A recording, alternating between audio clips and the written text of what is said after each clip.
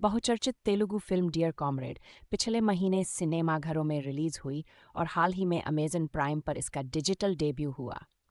रश्मिका मंदाना और विजय देवरकोंडा की जोड़ी अपनी बेहद सफल फिल्म गीता गोविंदम के बाद स्क्रीन पर लौटी है।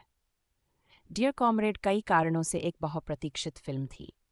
देवरकोंडा का बढ़ता स्टारडम, 4 भाषाओं में इसकी रिलीज और रिलीज से पहले ही करण जौहर द्वारा हिंदी रीमेक की घोषणा।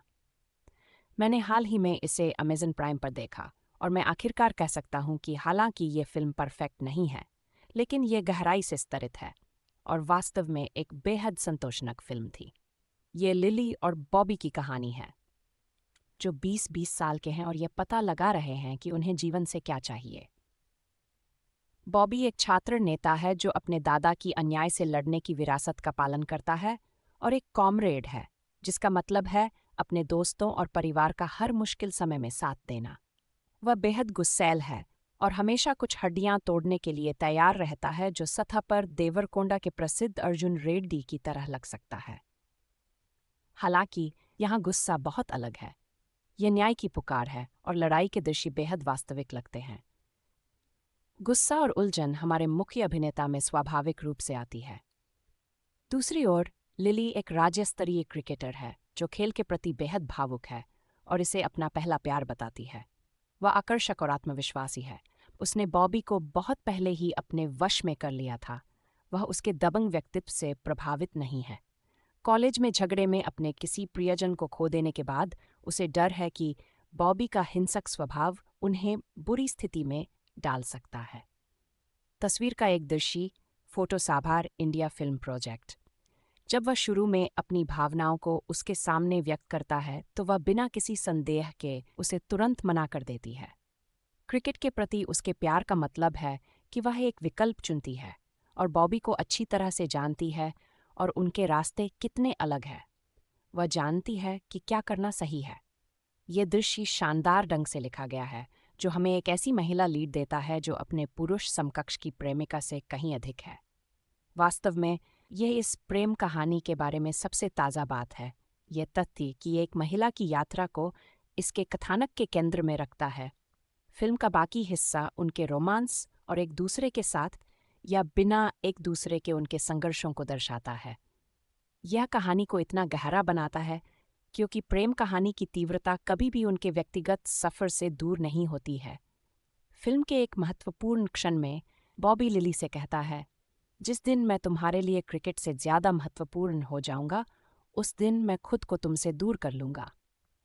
ये दृश्य देखकर मुझे आश्चर्य हुआ क्योंकि जिस तरह का सिनेमा हमने देखा है उसमें हमेशा हर चीज़ से पहले प्यार का दावा किया जाता है। रोमांस बेहद दमदार है और जस्टिन प्रभाकरण का संगीत इसे और भी खूबसूरत बनाता है। सिड श्रीराम का कड़ालेले मेरा व्यक्तिगत पसंदीदा है। ये फिल्म भारत में मीटू के दौर में भी बेहद प्रासंगिक है। ये यौन उत्पीड़न के बारे में मार्मिक तर्क देती है, एक बार भी उपदेशात्मक नहीं लगती। इसमें कोई भी सांकेतिक दलील नहीं दी गई है। ये दुर्व्यवहार करने वालों, परिवार, प्रेमियों और अन्य सभी लोगों के पाखंड को शर्मसार करती है जो पीड़ित पर अपने फैसले थोपते हैं। पीड़ितों से खुद ये पूछने का कभी इंतजार नहीं करते कि वे वास्तव में क्या चाहते हैं। ये फिल्म का सबसे शक्तिशाली दृश्य है। हालांकि दुर्व्यवहार करने वाले से संबंधित दृश्यों को उतनी परिष्कृतता से नहीं दिखाया गया है जितना कि फिल्म के बाकी हिस्सों को दिखाया गया है। डियर कॉमरेड अंततः इस बात की कहानी बन जाती है कि कैसे एक पुरुष अपनी महिला का बिना किसी शर्त के समर्थन करता है, अपने गुस्से, उसके करियर और पेशेवर विकल्पों से निपटने के दौरान। यह अनोखा है क्योंकि मिलन में कोई बाहरी बाधा नहीं है, कोई नाराज माता पिता नहीं, कोई जाति विभाजन नहीं, कोई कामुक खलनायक नहीं।